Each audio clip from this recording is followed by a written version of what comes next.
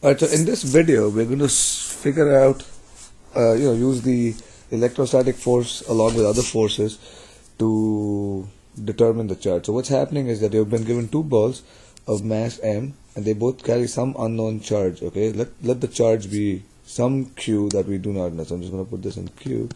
Okay, that we do not know. So each of them carries the same charge, and what it says is when the system is in equilibrium, it makes an angle theta with the vertical. And the question is, what are the charges?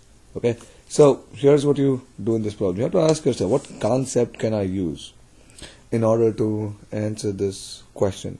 And in this case, you have to, if you read the problem, there's one important word in the problem, okay, which is equilibrium.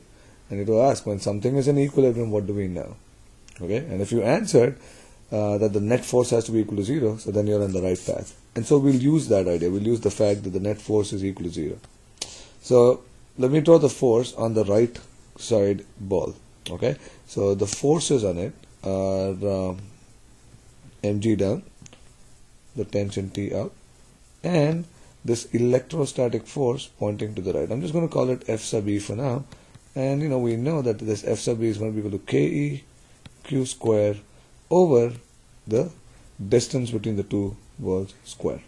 Okay, now let's go back to this picture, and in this picture you see that if the length of each string is L, okay, then this distance here, total distance, is going to be equal to 2 times L times sine of theta, okay, which you can figure out by using this basic trigonometry. Like each length here is L sine theta, and so the total length is equal to 2L sine theta.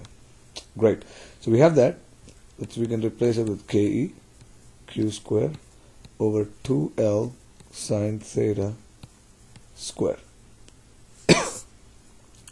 Now that you have this, what we can do next is figure out the components, break T into components. We know that this angle is theta, so the adjacent side is going to be T cosine theta, and the other side is going to be T sine theta.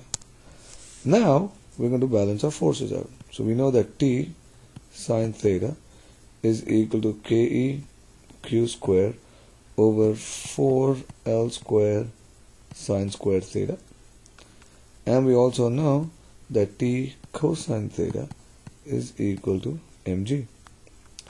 Great. Now we have to basically solve these two equations, and our goal is to find q. T is the one unknown that we don't really want in the equation. So let's see how to eliminate T.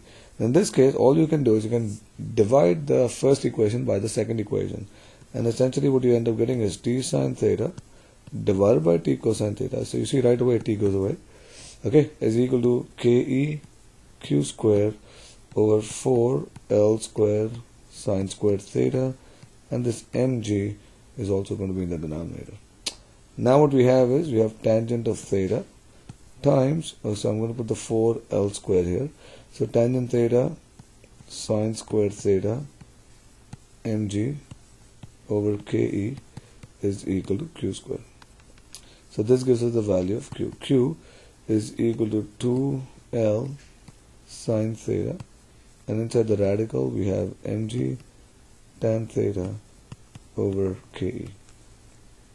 Okay, so the word equilibrium led us to believe that we could equate the forces. The forces have to balance each other out, and then we use this approach, okay, of basically balancing the forces on the two sides. Great.